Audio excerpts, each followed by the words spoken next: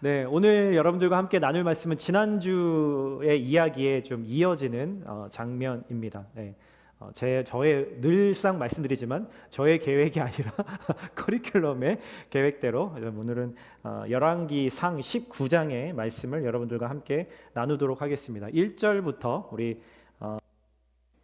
8절까지 함께 같이 교독하도록 하죠. 1절 제가 먼저 읽겠습니다.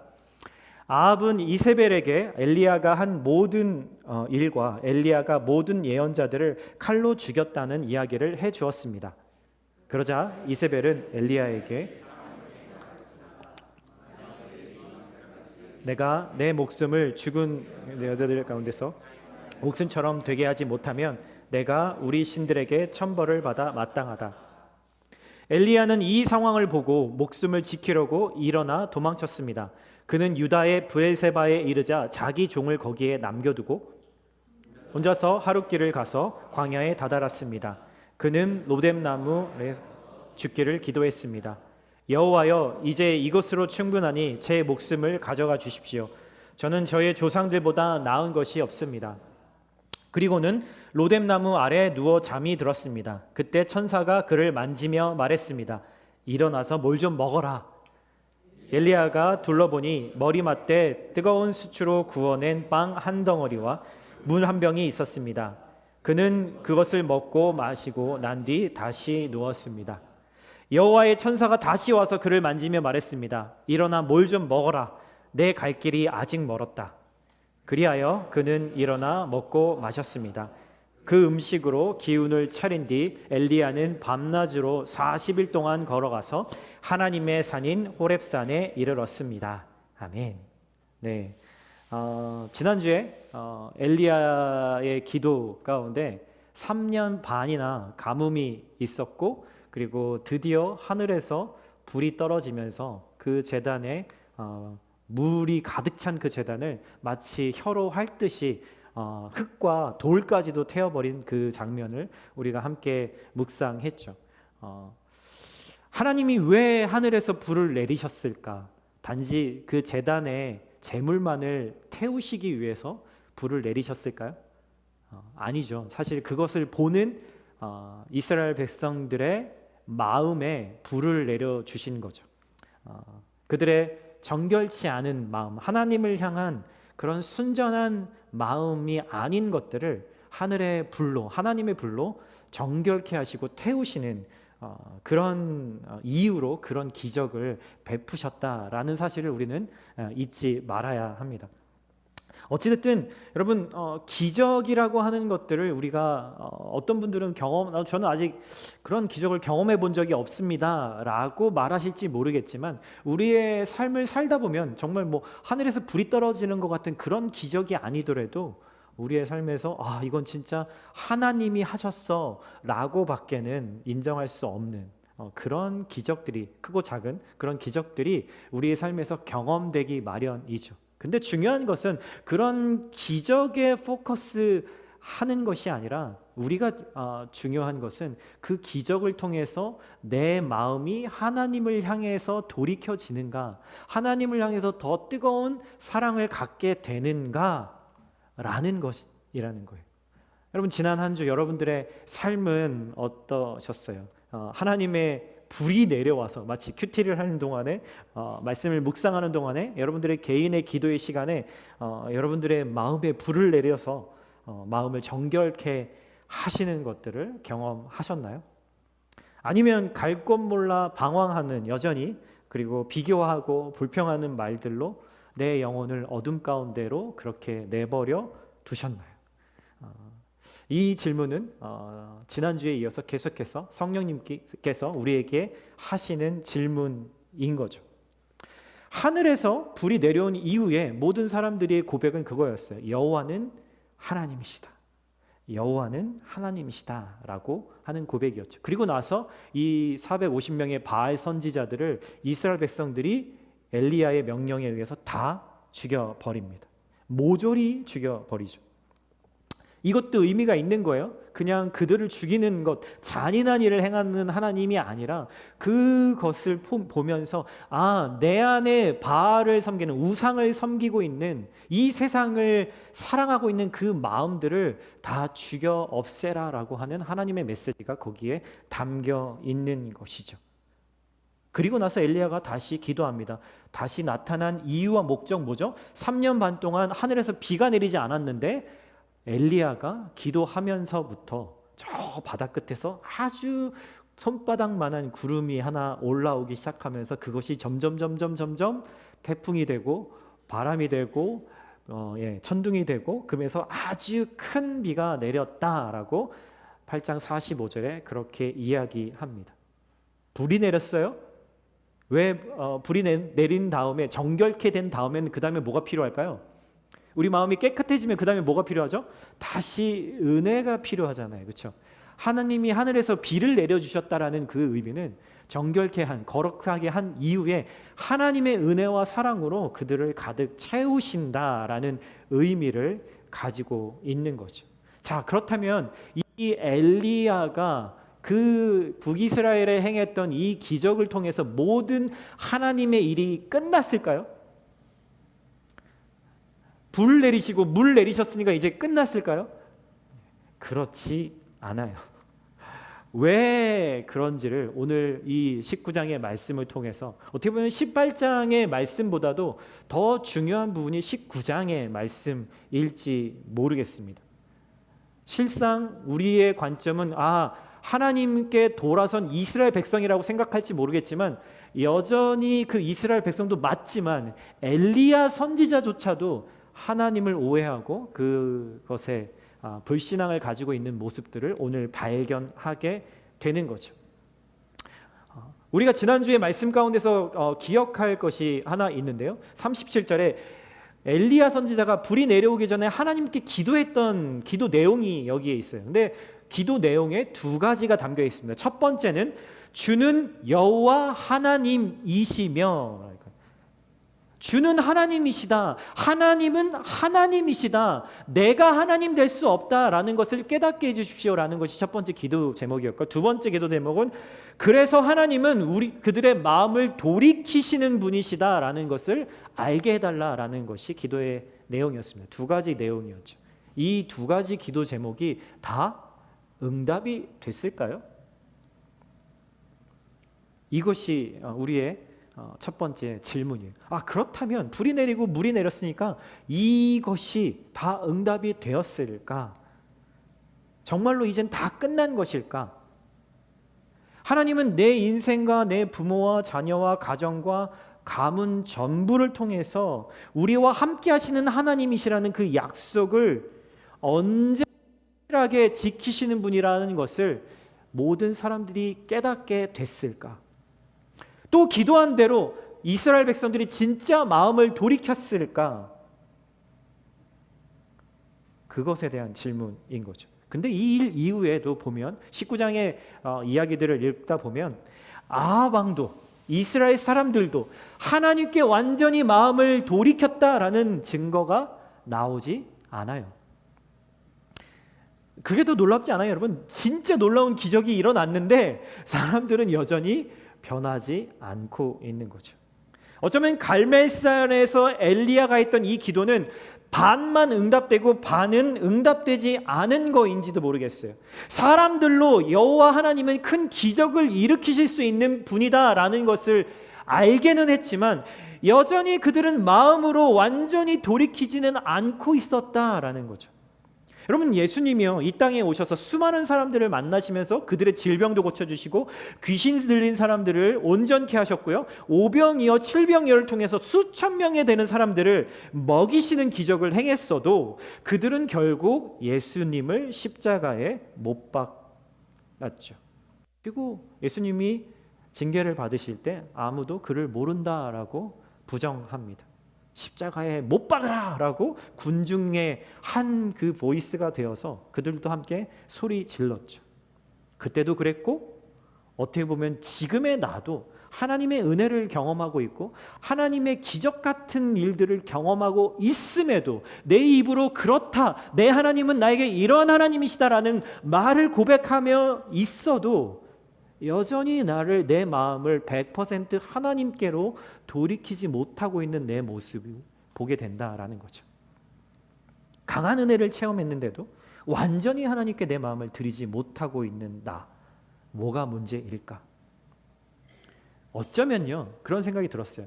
나는 한 번도 하나님께 내 마음을 온전히 드린 적이 없는 거일지도 모르겠다라는 생각도 들었습니다.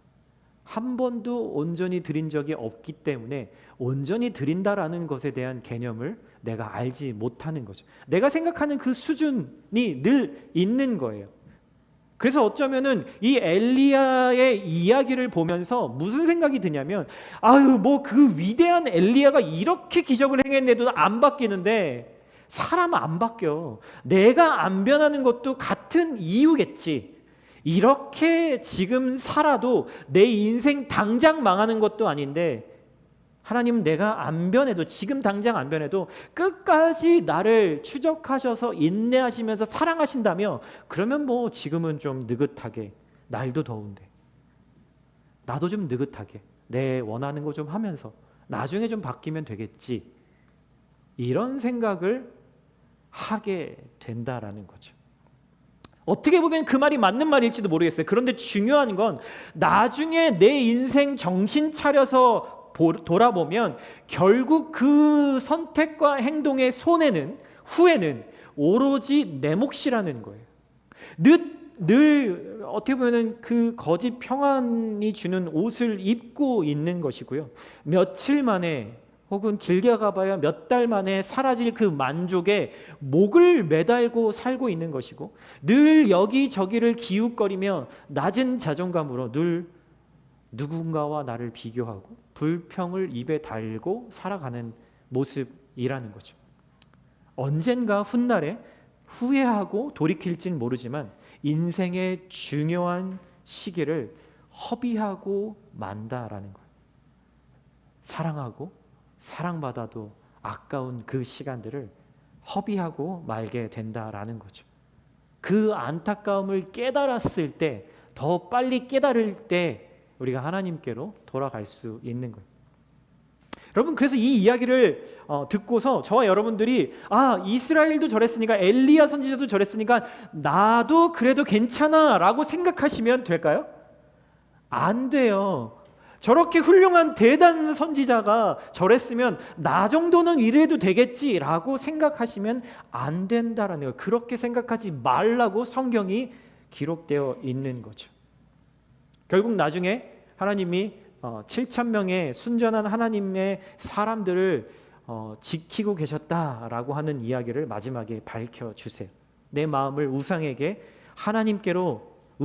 돌이킬지 하나님께로 돌이킬지 말지는 오늘 나의 선택이지만 그 후회와 그 몫은 나의 몫이고, 하나님은 간절히 내가 지혜로운 선택을 하며 살기를 원하신다라는 거죠.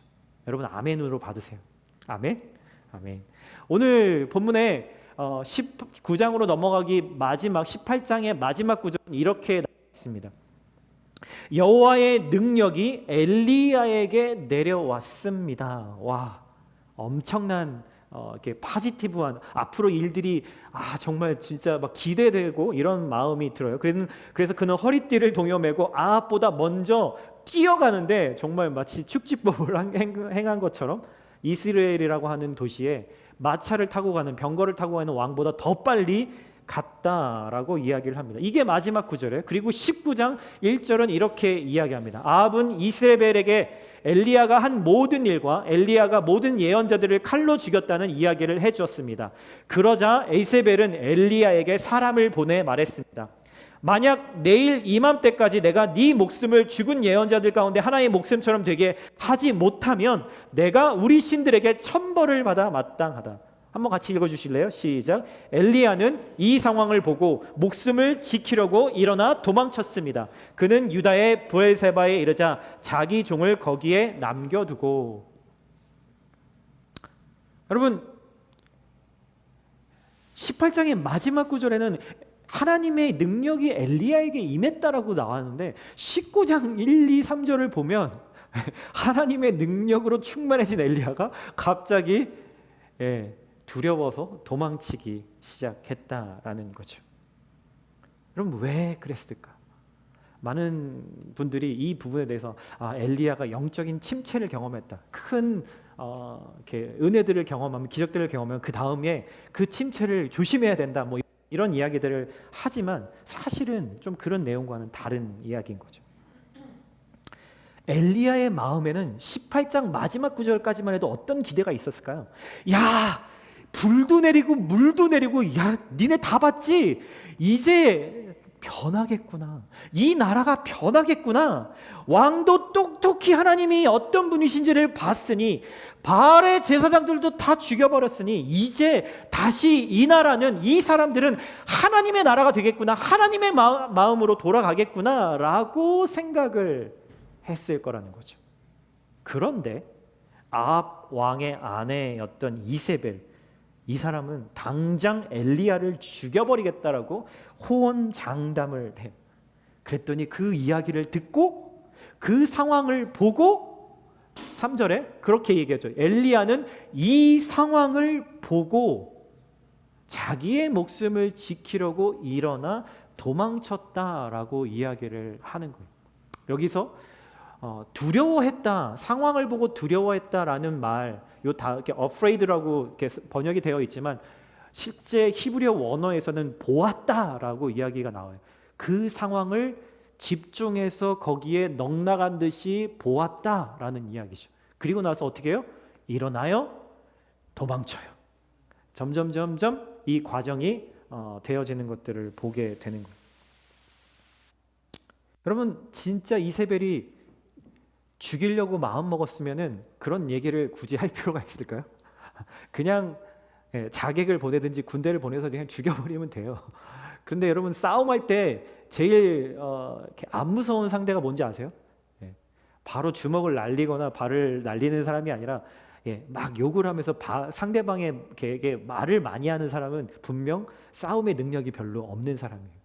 그러니까 이세벨의 말은 진짜로 이 엘리야 선지자를 죽일 정도의 그런 담력을 가지고, 하나님의 선지자를 죽일 정도의 담력을 가지고 있는 상태가 아니라 그냥 두렵게 하고 싶었던 거죠. 근데 엘리야가 이 상황을 보기 시작했더니, 이세벨의 말에 집중하기 시작했더니 두려움이 찾아오고 하나님의 능력이 온데간데 없이 사라지게 됐다라는 거예요. 아합도 나라도 전부 다 바뀔 줄 알았는데 변하지 않는 상황 때문에, 자신이 기대했던 대로 되지 않는 상황들 때문에, 내가 기도한 대로 응답이 일어나지 않는 상황들 때문에 그 상황을 보니까 두려워라고 이야기를 하는 거죠. 여러분, 두려움이라는 것은 내 생각과 다른 현실, 내 기대와는 다른 현실을 마주할 때 불같이 내 안에서 일어나게 되는 거죠. 반대로 여러분, 상황을 보고 두렵지 않으려면 어떻게 해야 될까요? 내 기대한 대로 되지 않아도, 내가 기도한 대로 응답이 되지 않아도 하나님께서 이 일의 주관자가 되시니까 하나님의 뜻대로 하나님의 시간에 응답되어질 것을, 그리고 여전히 하나님이 일하고 계신다라는 것을 믿고 신뢰해야 한다라는 이야기, 많이 하는 이야기, 들어보신 이야기일 거예요. 여러분, 엘리야가 기도했던 그 기도 제목의 첫 번째가 뭐였죠? 주 여호와가 하나님이심을 알게 해달라고. 누구를 위해서요? 이스라엘을 위해서. 근데 정작 엘리야 자신도 주 여호와가 하나님이시라는 걸 인정하지 못하고 있어요. 만약에 그것을 인정했다면 응답하시는 방법도, 응답하시는 때도 하나님이 하나님답게 하실 수 있는 거잖아요. 우리는 그럴 때가 있죠. 내가 이 정도로 사랑하고, 이 정도로 희생하고, 이 정도로 섬기면 내 남편이 변하겠지, 내 아내가 변하겠지, 내 자녀들이 변하겠지, 내 형제 자매들이 변하겠지 라고 우리는 기대하죠. 내가 원하는 모습으로 변하지 않아도, 내가 인내할 수 있는 한계까지 아무런 변화가 없어도 이 일의 주도권이 하나님에게 있다면 우리는 그 상황과 상관없이 하나님을 신뢰할 수 있는 거예요. 엘리야는 그런데 이런 하나님을 지금 부정하고 있는 거죠. 그래서 어떻게 했어요? 도망쳤어요. 왜 도망쳤을까요? 여러분, 죽으려고 도망쳤어요? 아니요. 살려고 도망쳤어요. 그런데 왜 하나님 앞에 가갖고 뭐라고 기도하죠? 죽여주세요 하나님, 저 좀 죽여주세요, 이렇게 기도하잖아요. 이 말이 무슨 의미일까요? 진짜 하나님한테 죽여달라는 의미예요?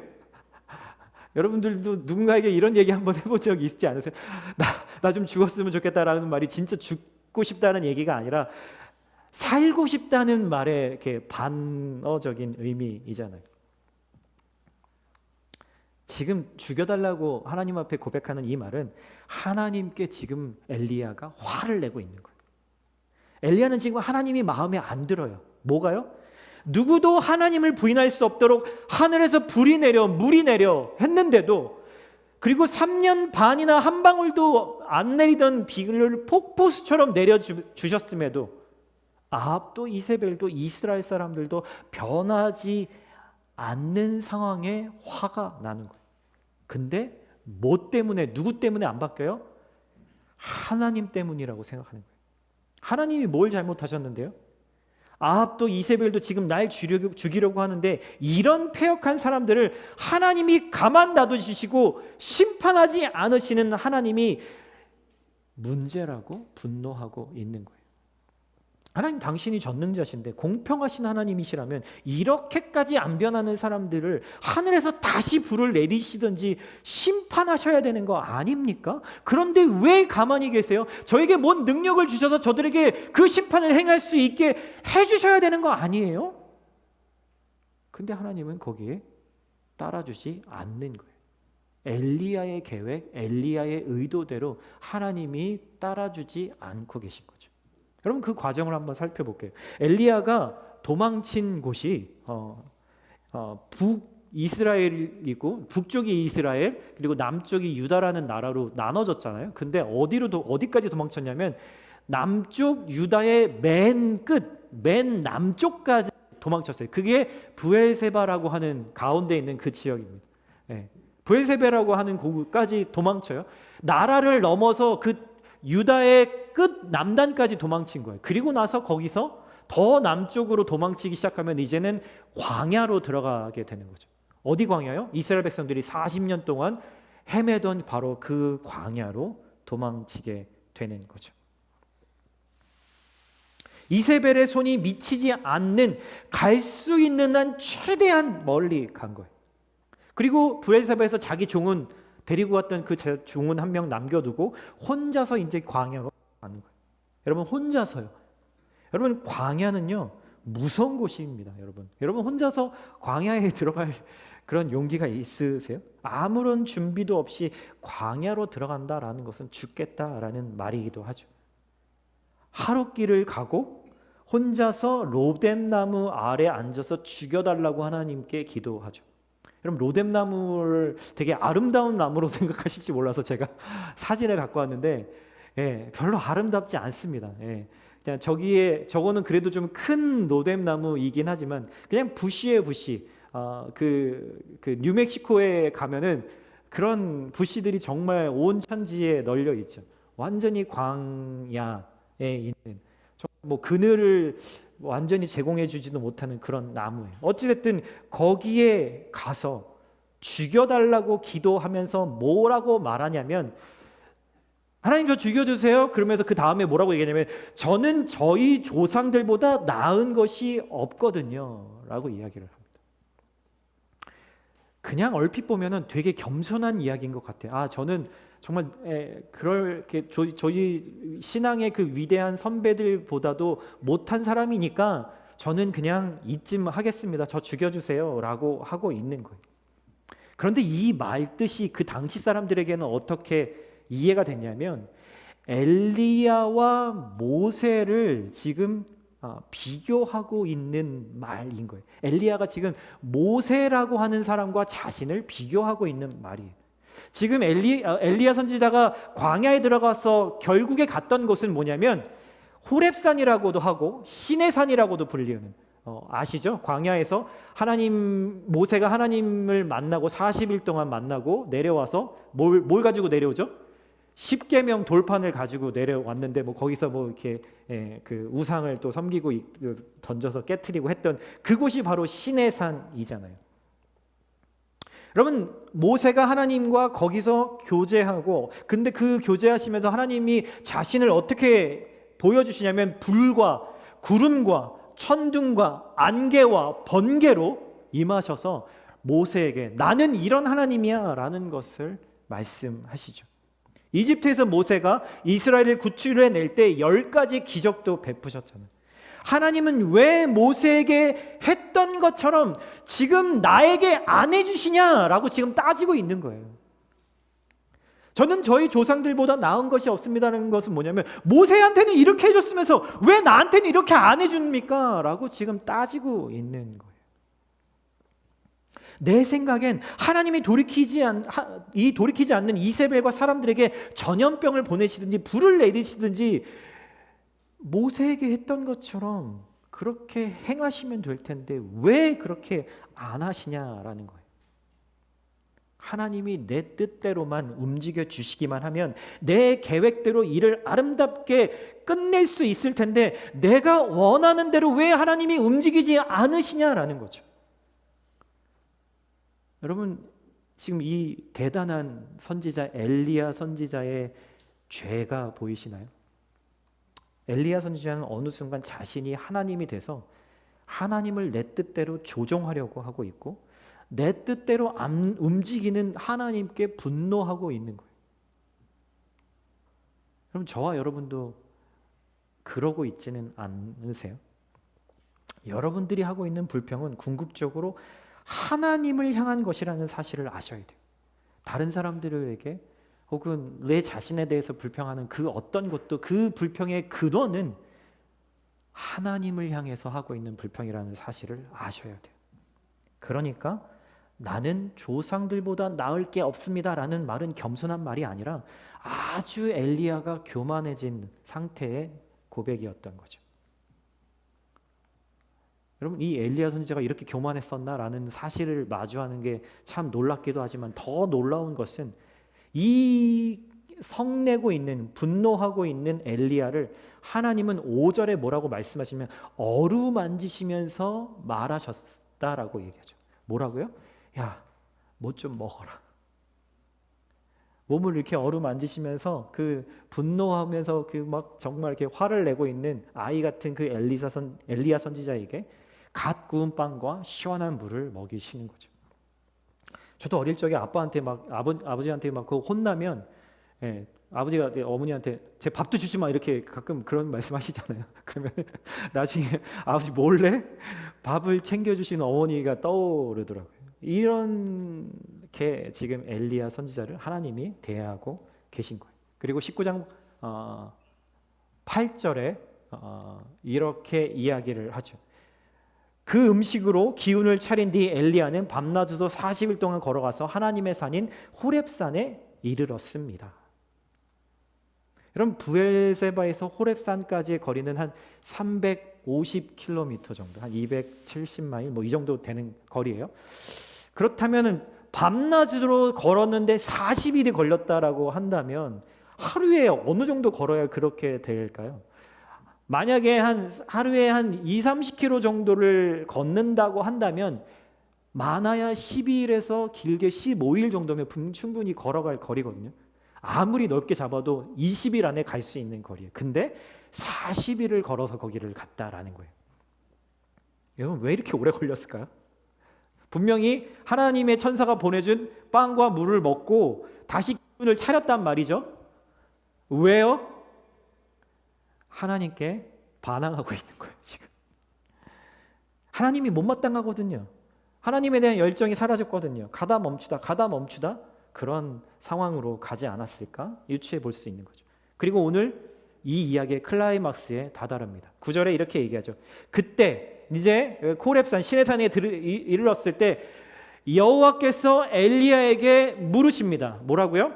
엘리야야, 여기서 뭐 하고 있니? 라고 물어보십니다. 그러자 엘리야가 대답합니다. 저는 만군의 하나님 여호와를 매우 열심으로 섬겼습니다. 그러나 이스라엘 자손들이 주의 언약을 버리고 주의 제단을 부수며 주의 예언자들을 칼로 죽여서 이제 저만 혼자 남았습니다. 그런데 저들이 이제는 제 목숨까지 빼앗으려고 합니다. 지금 뭐죠? 저들은 가해자, 나는 피해자라는 이야기를 하고 있는 거예요. 저는 억울합니다. 이렇게 피해자로 저 혼자 남았는데 하나님은 도대체 뭘 하고 계신 겁니까? 하나님 내 편 맞으세요? 라고 항변하고 있는 거죠. 근데 이 두 개의 질문이요, 또 뒤에 한 번 더 똑같이 나옵니다. 여러분, 성경에서 반복되고 있는 이야기는 반드시 강조되고 있고 중요한 의미를 담고 있다는 사실을 기억하셔야 돼요.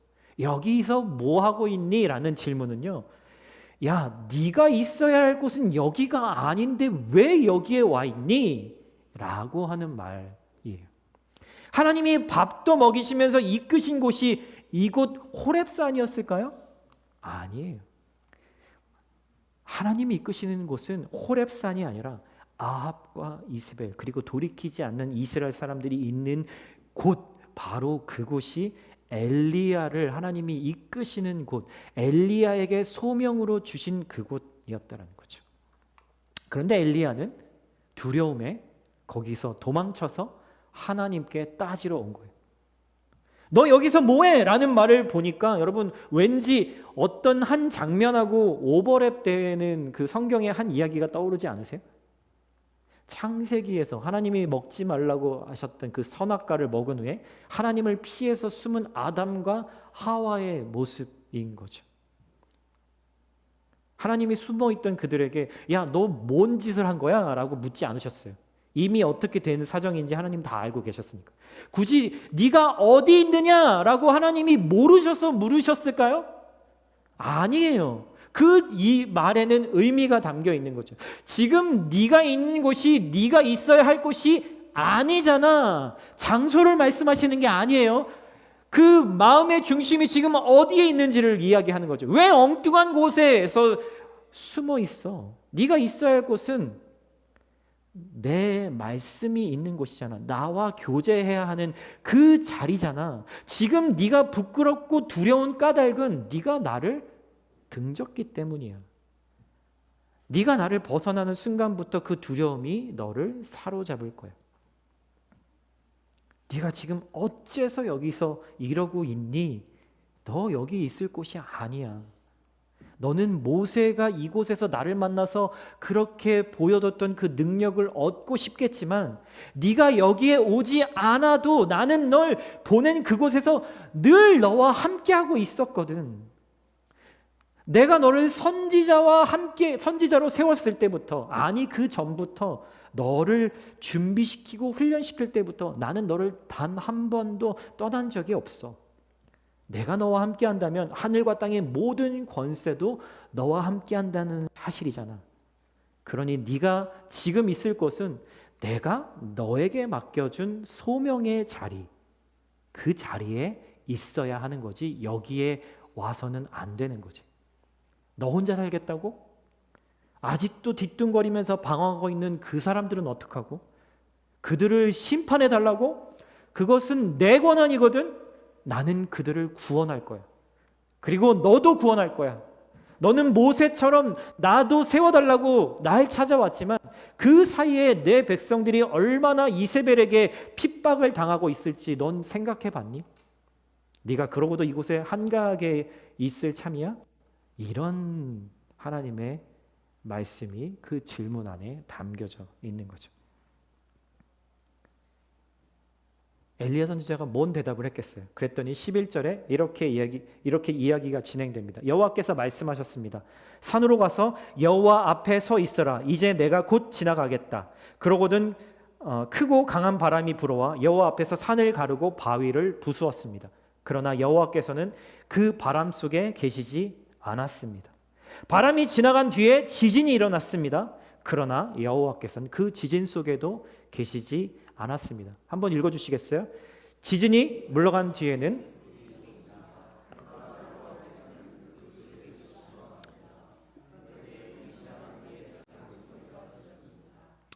여러분, 하나님은 엘리야에게 크고 강한 바람으로도 불로도 지진으로도 다 보여주셨지만 그걸로 자기 자신을 드러내지 않으세요.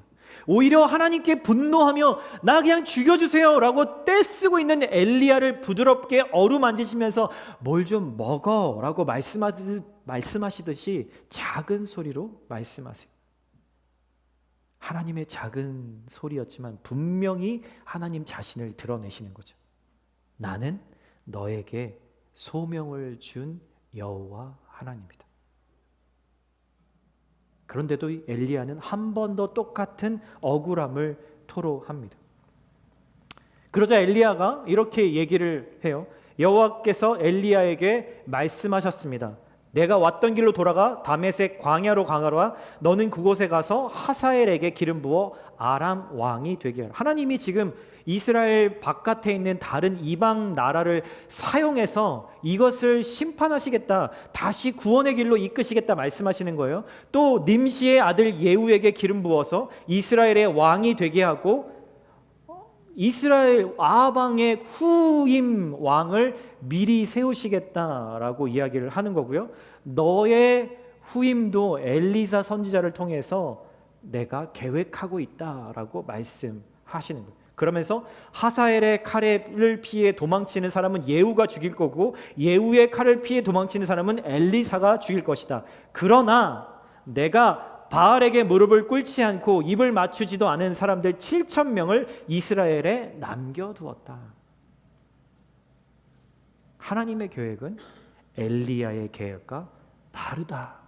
너가 보는 것이 다지. 너는 네가 원하는 대로 생각하는 그게 다지. 내 계획은 너의 생각보다 더 크고 더 넓고 더 깊단다. 하나님은 분명히 하나님의 일을 하고 계신 거예요. 하나님의 구원 계획은 절대로 멈추지 않아요. 엘리야가 대단한 선지자인 것은 맞지만 엘리야의 마음 깊은 곳에서 하나님을 오해하고 하나님을 자신의 뜻대로 조종하고 싶었어요. 하나님을 컨트롤하고 싶었어요. 엘리야에겐 아합과 이세벨, 이스라엘만 변하면 돼, 쟤들만 바뀌면 된다라고 생각했겠지만 하나님의 입장에서는 엘리야도 변해야 되고 엘리야도 구원받아야 할 대상이었다라는 거죠. 사랑하는 형제자매 여러분, 여러분들은 지금 어디 계십니까?